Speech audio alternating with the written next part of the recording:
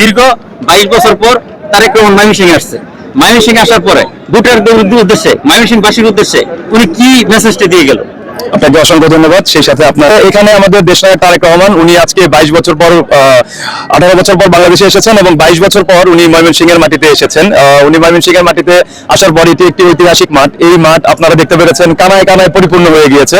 শুধুমাত্র ওনাকে দেখার জন্য, ওনাকে এক পলক দেখার জন্য মানুষের যে বাঁধভাঙা উচ্ছ্বাস, মানুষের যে ভালোবাসার বহিঃপ্রকাশ আমরা এই শব্দ কিছুক্ষণ আগে পর্যন্ত দেখতে পেয়েছি, এটি এক কথায় ভাষায় প্রকাশ করার মতো নয়। এটি একটি অনাবিল আনন্দের অনুভূতি যা আমরা বলে বোঝাতে পারবো না। আমরা সুদীর্ঘকাল শুধু ওনার অপেক্ষায় ছিলাম যে উনি আসবে এই দেশকে। ওনার বাবা শহীদ রাষ্ট্রপতি জিয়াউর রহমান এবং ওনার মা দেশনায়ত্রী বেগম খালেদা জিয়া, তারা যেভাবে নেতৃত্ব দিয়ে বাংলাদেশকে একটি ঐক্যবদ্ধ সুশৃঙ্খল যে 31 দফা দিয়েছেন, এখানে অনেক দফার কথা উনি বলেছেন, মানে কৃষক কার্ডের কথা বলেছেন, স্বাস্থ্য খাতের কথা বলেছেন, ত্রুটি দিয়েছেন।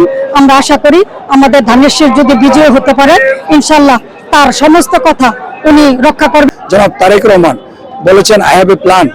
দেশ গড়ার যে ওনার মহাপরিকল্পনা, সেই নারীদের স্বাবলম্বী করার জন্য ফ্যামিলি কার্ড, কৃষকদেরকে স্বাবলম্বী করার জন্য ফার্মার্স কার্ড এবং স্বাস্থ্যসেবার জন্য হেলথ কার্ডের মাধ্যমে আরও যে রাস্তাঘাট, অবকাঠামো, শিক্ষার উন্নয়ন, মসজিদের ইমাম, মসজিদদের সম্মানী ভাতা সহ আমাদের নেতার মহাপরিকল্পনা রয়েছে। তারেক রহমান আসছে, তা ঘিরে আমরা অনেক অনেক আনন্দিত, অনেক খুশি, অনেক উৎসাহিত। আমরা তার কাছে অনেক আশায় বুক বেঁধে রেখেছি। উনি আমাদেরকে একটা সুন্দর বাংলাদেশ গড়ে দিবেন, সন্ত্রাস মুক্ত, মাদক মুক্ত, চাঁদাবাজ মুক্ত একটা দেশ গড়ে দিবেন। এটাই আমাদের সবার তার কাছে প্রত্যাশা। আজকে উনি যে বার্তাগুলো দিয়ে গেলেন আমাদের ময়মনসিংহ বিভাগের জনগণের উদ্দেশ্যে, আগামী 12ই ফেব্রুয়ারি আমরা ভোট কেন্দ্রে 7:30টায় যাব।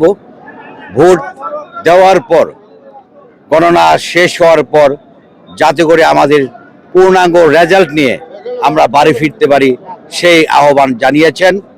আশা করি ময়মনসিংহ বিভাগের তথা সমস্ত বাংলাদেশের জনগণ তারেক রহমানের এই আহ্বানকে স্বাগত জানিয়ে আগামী 12ই ফেব্রুয়ারি তার প্রত্যাশিত রেজাল্ট নিয়ে বাড়ি ফিরবেন এবং ধানের শীষ প্রতীক নির্বাচিত হয়ে আগামী দিনে বাংলাদেশ জাতীয়তাবাদী দল অর্থাৎ বিএনপি সরকার গঠন করবে, এই আশা আমরা পোষণ করছি।